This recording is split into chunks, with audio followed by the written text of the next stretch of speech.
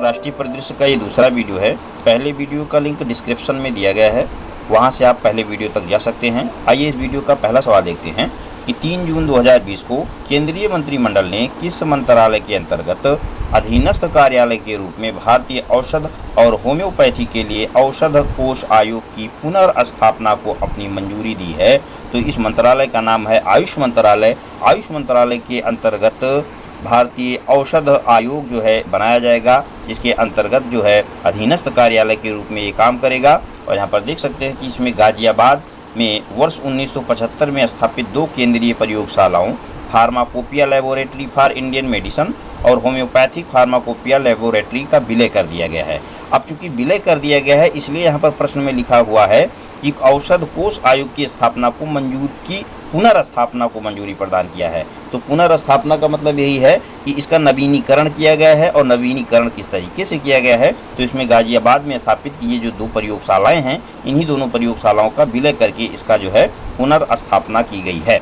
और वर्तमान में 2010 में स्थापित आयुष मंत्रालय के अंतर्गत भारतीय औषध और होम्योपैथी के लिए औषध आयोग एक स्वायत्तशासी संगठन है। यानी कि औषध आयोग की स्थापना तो पहले की जा चुकी थी, जो भारतीय औषध और होम्योपैथी के लिए स्वायत्तशासी संगठन के रूप में काम कर रहा था, लेकिन इसकी पुनर्स्थापना की मंजूरी के साथ में अब इसका नवीनीकरण किया जा चुका है। 3 जून 2020 को केंद्रीय मंत्रिमंडल ने कृषि उपज व्यापार और वाणिज्य संवर्धन और सुविधा अध्यादेश 2020 को मंजूरी दी है। इस अध्यादेश का मुख्य उद्देश्य है, तो अध्यादेश का मुख्य उद्देश्य क्या है यहाँ पर पूछ रहे हैं, तो उद्देश्य है किसानों को कृषि उपज मंडी समिति से बाहर व्यापार के अतिरिक्त अवसर उपलब्ध कराना। यानी कि किसान जो है वो अपना उपज मंडी समिति से बाहर बेच सके, इसके लिए अध्यादेश को मंजूरी दी गई है। तो इस अध्यादेश के द्वारा कृषकों को अपनी जो उनके प्रोडक्ट हैं उसको मंडी से बाहर बेचने के लिए उनको एक अवसर उपलब्ध करवाया जाएगा। मंडी से बाहर का मतलब ये है कि राज्यों से, एक राज्य से दूसरे राज्य के बीच, ठीक है, राज्य टू राज्य या अन्य स्तर पर वो अपना प्रोडक्ट बेचने के लिए स्वतंत्र होंगे। आइए इस अध्यादेश से जुड़े अन्य तथ्यात्मक पहलुओं को देखते हैं। 3 जून 2020 को केंद्रीय मंत्रिमंडल ने कृषि उपज व्यापार और वाणिज्य संवर्धन और सुविधा अध्यादेश को मंजूरी प्रदान की है। देखिए, इस अध्यादेश का पूरा नाम है ये कृषि उपज व्यापार और वाणिज्य संवर्धन और सुविधा अध्यादेश। अब इस अध्यादेश के तहत प्रावधान क्या क्या है वो उसको चलिए देख लेते हैं। तो उद्देश्य तो जान ही चुके हैं कि व्यापार के लिए अतिरिक्त अवसर उनको उपलब्ध कराया जाएगा। और इसका उद्देश्य एक ये भी होगा कि एक भारत एक मंडी के लिए रास्ता साफ होगा। जो भारत सरकार का एक विजन है कि हमारे यहाँ एक भारत एक मंडी हो, तो इस विजन को भी इस अध्यादेश के द्वारा कहीं ना कहीं प्राप्त करने की एक कोशिश की जा रही है। यह अध्यादेश राज्य कृषि विपणन कानूनों के तहत मंडियों के दायरे से बाहर राज्य में और राज्यों के बीच बाधा रहित व्यापार और वाणिज्य को प्रोत्साहित करेगा, जो बात अभी मैंने थोड़ी देर पहले ऊपर बताई। इसके साथ ही केंद्रीय मंत्रिमंडल ने आवश्यक वस्तु अधिनियम में ऐतिहासिक संशोधनों को मंजूरी दी है। अब देखिए, ये आवश्यक वस्तु अधिनियम में जो संशोधन हुआ है वो किस प्रकार का संशोधन हुआ है, तो ये संशोधन हुआ है कि इसके तहत अनाजों, दालों, तिलहन, खाद्य तेलों और प्याज और आलू को आवश्यक वस्तु की सूची से हटा दिया गया है। तो इस प्रकार से संशोधन के द्वारा इस प्रकार के से जो प्रोडक्ट हैं, अनाज हुए, दलहन हुए, तिलहन हुए, इनको आवश्यक वस्तु अधिनियम की वस्तु सूची से हटा दिया गया है। अब सवाल में ये भी पूछा जा सकता है कि हाल ही में आवश्यक वस्तु अधिनियम से संशोधन के बाद किन निम्नलिखित में से हटाया गया है, और कूट दे सकते हैं मिलान करने के लिए। तो इसको ध्यान से एक बार और समझ लीजिएगा। अनाज को हटाया गया है, दालों को हटाया गया है, तिलहन को हटाया गया है, खाद्य तेल को हटाया गया है, प्याज और आलू को हटाया गया है। और चलिए नेक्स्ट देखते हैं कि 8 जून 2020 को केंद्रीय मंत्री डॉक्टर जितेंद्र सिंह ने वीडियो कॉन्फ्रेंसिंग के माध्यम से केंद्र शासित प्रदेश जम्मू कश्मीर और लद्दाख के लिए केंद्रीय प्रशासनिक अधिकरण यानी कि कैट की 18वीं खंडपीठ का उद्घाटन किया। इससे प्रशासनिक न्यायाधिकरण के तहत आने वाले सरकारी कर्मचारियों को उनकी शिकायतों और सेवा मामलों के संबंध में त्वरित राहत मिलेगी। यानी कि इस अधिकरण में जो सरकारी कर्मचारी होंगे वो अपनी शिकायतों को दर्ज करवा सकते हैं और इसके तहत जो है उसका समाधान भी पा सकते हैं। अब कैट के बारे में थोड़ा सा यहाँ पर जो संवैधानिक प्रावधान है वो देख लेते हैं। दरअसल भारतीय संविधान के अनुच्छेद 323A में इसके गठन का प्रावधान है और इसका गठन 1985 में हुआ है। और अगर वहाँ पर मान लीजिए पूछते हैं कि भारतीय केंद्रीय प्रशासनिक अधिकरण का प्रावधान निम्नलिखित में से अनुच्छेदों में है, तो 323A में होगा। इसे प्रशासनिक अधिकरण अधिनियम 1985 के तहत गठित किया गया। इसके अध्यक्ष उच्च न्यायालय के वर्तमान और सेवानिवृत्त न्यायाधीश होते हैं। तो यहाँ पर देख सकते हैं कि वर्तमान भी और सेवानिवृत्त दोनों हो सकते हैं, जिनकी नियुक्ति राष्ट्रपति के द्वारा की जाती है। यानी कि केंद्रीय प्रशासनिक अधिकरण के अध्यक्ष की नियुक्ति किसके द्वारा की जाती है, तो राष्ट्रपति के द्वारा की जाती है। और जब राष्ट्रपति के द्वारा नियुक्ति की जाएगी तो सीधी सी बात है कि वो राष्ट्रपति के प्रति ही जवाबदेह होगा। अध्यक्ष का कार्यकाल 6 वर्ष या 65 वर्ष की आयु तक होगा। यानी कि अगर 65 वर्ष की आयु पूरी हो जाती है तब वो अध्यक्ष का कार्यकाल समाप्त होगा, और अगर 6 वर्ष का कार्यकाल उनका पूरा हो जाता है तब कार्यकाल समाप्त होगा। इसकी प्रमुख पीठ नई दिल्ली में है, और वर्तमान में केंद्रीय प्रशासनिक न्याय जो अधिकरण बनाया गया है उसके अध्यक्ष हैं न्यायमूर्ति एल नरसिम्हा रेड्डी। अब चलिए इससे जुड़ा हुआ सवाल हम देख लेते हैं। सवाल है कि 8 जून 2020 को केंद्रीय मंत्री डॉक्टर जितेंद्र सिंह ने किस क्षेत्र के लिए केंद्रीय प्रशासनिक अधिकरण की 18वीं खंडपीठ का उद्घाटन किया है, तो ये उद्घाटन किया गया है जम्मू कश्मीर और लद्दाख क्षेत्र के लिए, और ये 18वीं खंडपीठ है। और अगला देखते हैं कि 7 जून 2020 को भारतीय खाद्य संरक्षा एवं मानक प्राधिकरण फसाई ने वर्ष 2019-20 के लिए खाद्य सुरक्षा सूचकांक जारी किया। यहाँ पर देखिए, अब पहला ही सवाल पूछा जा सकता है कि खाद्य सुरक्षा सूचकांक किस संस्था के द्वारा जारी किया गया हाल ही में। 7 जून 2020 को खाद्य सुरक्षा सूचकांक किस संस्था के द्वारा जारी किया गया, तो ये जारी किया गया है खाद्य सुरक्षा एवं मानक प्राधिकरण के द्वारा।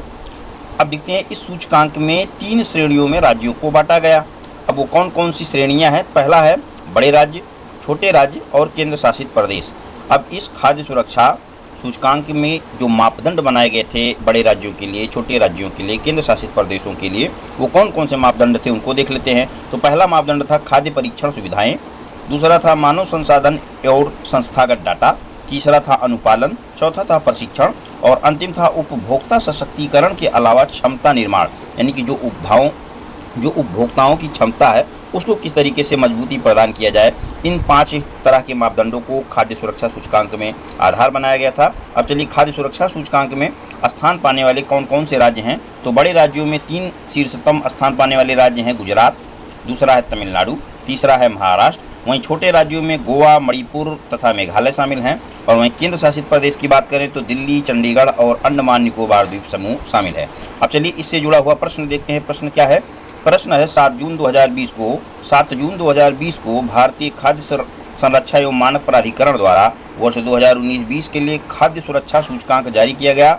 इस सूचकांक में बड़े राज्यों में किस राज्य को शीर्ष स्थान प्राप्त हुआ है, तो बड़े राज्यों में शीर्ष स्थान गुजरात को प्राप्त हुआ है, उसके बाद में तमिलनाडु को प्राप्त हुआ है, और अंतिम स्थान जो तीसरा स्थान प्राप्त हुआ है वो प्राप्त हुआ है महाराष्ट्र को। तो इसी प्रकार से आप छोटे राज्य जो हैं और जो केंद्र शासित प्रदेश हैं उनको आप ध्यान में रख सकते हैं। सवाल महत्वपूर्ण है, पूछा जा सकता है। 5 जून 2020 को छत्तीसगढ़ राज्य विद्युत नियामक आयोग ने लंबे समय तक बिजली कटौती पर आर्थिक मुआवजा देने की घोषणा की है।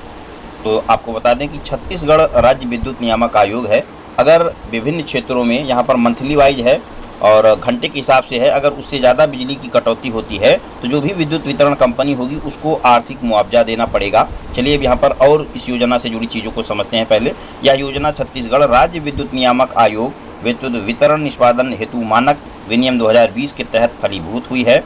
यानी कि योजना का जो जन्म हुआ है वो इस जो एक क्या कहते हैं कि एक विनियम बनाया गया था 2020 विद्युत वितरण निष्पादन हेतु जो मानक विनियम बनाया गया था उसके तहत इस योजना का शुभारंभ किया गया है। अब योजना से जुड़े अन्य पहलुओं को देखते हैं कि नियम क्या क्या हैं।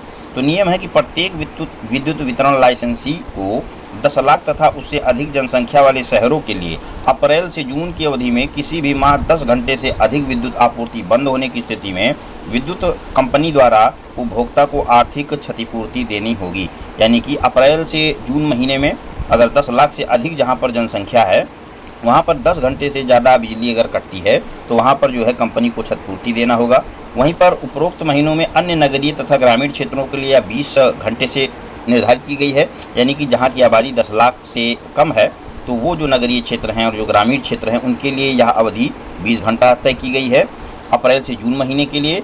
और वहीं पर जुलाई से मार्च की अवधि के लिए 10 लाख तथा उससे अधिक जनसंख्या वाले क्षेत्रों के लिए किसी भी माह में 6 घंटे तथा अन्य नगरीय क्षेत्रों के लिए 15 घंटे आपूर्ति बाधित होने पर क्षतिपूर्ति देय होगी। यानी कि जुलाई से मार्च की मंथ की जो समय होगा उसमें अगर 10 लाख की आबादी है तो वहाँ पर 6 घंटे, और अगर वहीं पर 15 घंटे तब होगा जब जो है 10 लाख से कम आबादी वाले क्षेत्र हैं वहाँ पर अगर 15 घंटे जो है से ज़्यादा बिजली कटती है तो क्षतिपूर्ति विद्युत वितरण कंपनी को देनी होगी। और वहीं जुलाई से मार्च की अवधि में ग्रामीण क्षेत्रों में, जहाँ पर नगरीय क्षेत्र देखिए शामिल नहीं है, ग्रामीण क्षेत्रों में 20 घंटे की अधिक अवधि की कटौती में क्षतिपूर्ति जो है विद्युत वितरण कंपनी को देनी होगी। अब इससे जुड़ा हम सवाल देखेंगे। सवाल क्या है? सवाल है कि छत्तीसगढ़ राज्य विद्युत नियामक आयोग विद्युत वितरण निष्पादन हेतु मानक विनियम 2020 के तहत कितनी अवधि तक बिजली कटौती की स्थिति में वितरण कंपनी द्वारा उपभोक्ताओं को आर्थिक क्षतिपूर्ति देना होगा। तो यहाँ पर अब देखिए, सबसे पहला यही पूछा जा सकता है कि हाल ही में किस राज्य के द्वारा विद्युत कटौती पर आर्थिक क्षतिपूर्ति देने का प्रावधान किया गया है विद्युत वितरण कंपनी के द्वारा, तो वो राज्य हो जाएगा छत्तीसगढ़ हो जाएगा।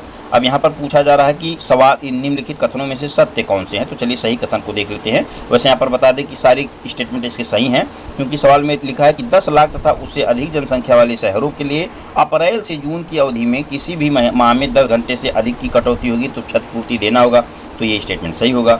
उपरोक्त अवधि में अन्य नगरीय तथा ग्रामीण क्षेत्रों के लिए, अन्य नगरीय ग्रामीण से मतलब यह है कि जहां पर 10 लाख से आबादी कम है वहां के लिए यह अवधि 20 घंटे निर्धारित है, तो ये स्टेटमेंट भी सही है।